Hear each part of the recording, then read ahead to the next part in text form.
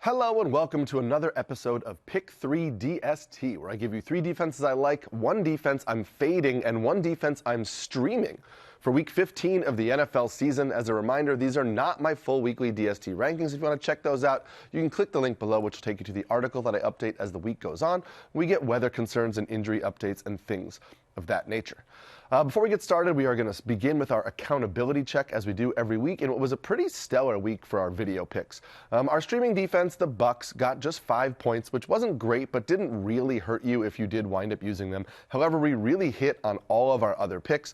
The Seahawks were the top scoring defense of the week again. Our solid defense, which was the Broncos, scored 10 points and wound up in a really good spot. And then the Jaguars, who were our sleeper defense and were consensus ranked 18th, they actually finished 8th overall, and so that was a really good hit. And then we faded the Commanders and took a lot of slack for that because they were ranked 8th by consensus rankings, but they scored just 3 points and finished as the 18th ranked defense of the week. So we'll look to keep that rolling in Week 15 with the fantasy playoffs.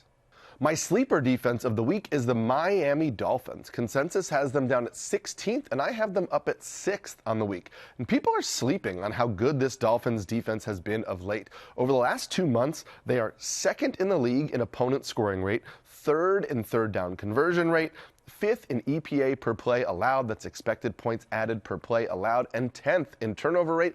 And that has led to them averaging 8.4 fantasy points per game over that stretch. They've also won 5 of their last 6 games. So this is a Dolphins team that's actually playing pretty well. And I don't think we're talking about enough about the fact that they actually have the same record as the Kansas City Chiefs. Now, the Pittsburgh Steelers did look a little better against the Ravens last week. They took more shots downfield to DK Metcalf, so that could be something that continues this week. The Steelers offense, though, hasn't really been one that we're afraid of for fantasy purposes, and they lost both starting left tackle Andres Pete and starting tight end Darnell Washington with concussions on Sunday. So there's a chance that those guys won't suit up this week, and that could be bad for their pass blocking. And so I think that this Dolphins defense is in a good spot to put up maybe 7, 8, 9 points and sneak into the top 10 again. My solid defense of the week is the Jacksonville Jaguars. Consensus has them at 4th, and I have them up at 4th.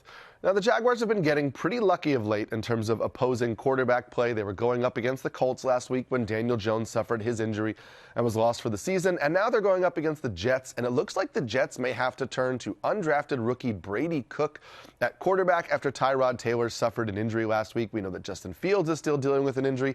And Brady Cook looked totally overmatched last week against the Dolphins, so this would be a great spot for a Jaguars defense. And over the last 2 months, the Jaguars defense ranks 6th in EPA per play allowed, 9th in pressure rate, and 9th in opponent scoring rate. So they've been a pretty solid defense, and they're going to get a great matchup here against the Jets. It's possible the Jets will bring back Garrett Wilson for this game, but I don't really know why you would rush back Garrett Wilson in a lost season in this offensive environment. So that's something to keep in mind. And Tyrod Taylor hasn't been officially ruled out, so we want to keep an eye on the practice reports. But even if Tyrod Taylor plays, I might bump the Jags down a few spots, but they're still a firm top 10 play for me. And before I get to my stud defense of the week, pause this video and comment below. Let me know which defense you're starting this week or ask me any start-sit questions, and I'll get to those as the week goes on. My stud defense of the week is the Philadelphia Eagles. Consensus has them at 3rd, and I have them at 3rd. For the record, my top 2 defenses of the week are the Seahawks and the Texans, and I see them staying there. I just really like those matchups, but the Eagles aren't really far behind. They're coming off a 13-point fantasy performance against the Chargers on Monday Night Football in a game they lost really just on the shoulders of Jalen Hurts. Nothing to do with this defense, which has been coming on strong of late. Over the last 2 months, the defense ranks 2nd in pressure rate, 4th in EPA per play allowed, 10th in opponent scoring rate, and 12th in turnover rate, and they're averaging 8.4 fantasy points per game, so we really like to see that. And then they're going up against a Raiders offense that's really kind of wilting at this point in the season. They don't really seem to want to be out there. They're not really getting much of anything out of first-round pick Ashton Jeanty, and they may have to turn to Kenny Pickett at quarterback after Geno Smith suffered multiple injuries in Sunday's game and could not finish the game, so we need to keep an eye on the practice report there. But Kenny Pickett can't really be playing worse than Geno Smith, so it doesn't really matter what quarterback starts here for me. The Eagles are a game and a half up in the NFC East. They're going to want to solidify their playoff spot. They're at home. I love this spot for the Philadelphia Eagles. The defense I'm fading this week is the San Francisco 49ers. Consensus has them at 5th, and I have them down at 13th. Now, this is a little bit of a risky call and a fade, and me ranking the 49ers at 13th tells you that I would play them in certain formats or depending on how many defenses are rostered in your league. However, I don't love the play as much as consensus does, and here's a few reasons for that. First of all, the Titans were an offense that we were really targeting earlier in the season, but they haven't been as giving to fantasy defenses of late. They're averaging just 7.5 fantasy points allowed to opposing defenses over the last month. Last week, they gave up just 2 fantasy points to a good Browns defense, and in week 12, they gave up just 4 fantasy points to a Seattle Seahawks defense that's been running roughshod over fantasy football over the last few weeks. Now, in week 13, the Jacksonville Jaguars did put up a double-digit score against the Titans. So this is not like an offense we want to fully avoid. They're not a great offense, but this also isn't a great 49ers defense.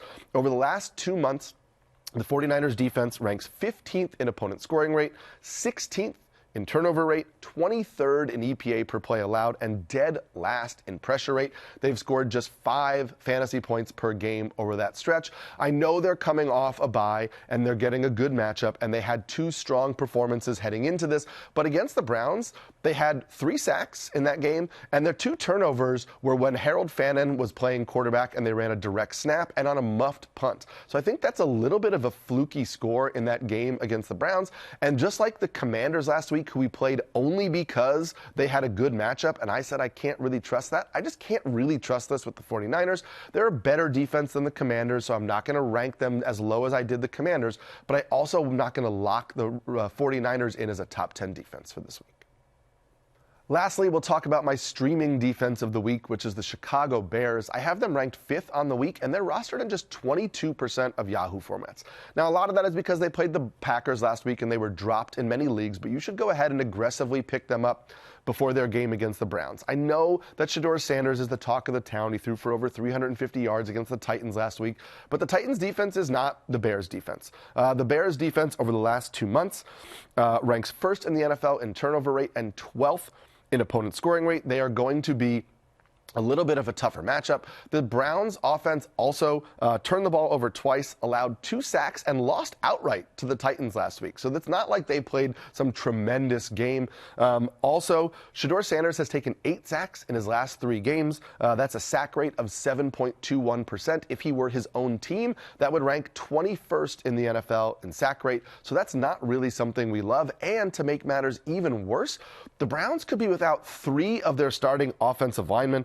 They lost center Ethan Pochitz, who had to be placed on the IR with an Achilles injury. Wyatt Teller is expected to miss Sunday. He's their starting right guard, and their starting right tackle, Jack Conklin, didn't play in Week 13 with an injury. So if he can't get back on the field, they're going to be without 3 starting offensive linemen against a pretty good Bears defense. And so I really like the Bears this week. That's going to do it for this episode of Pick 3 DST. As a reminder, click the link below to get the article, which I'll update as the week goes on. Don't forget to like and subscribe to get Pick 3 DST every week, plus the rest of our football content and fantasy football content over at NBC Sports. Good luck on Sunday.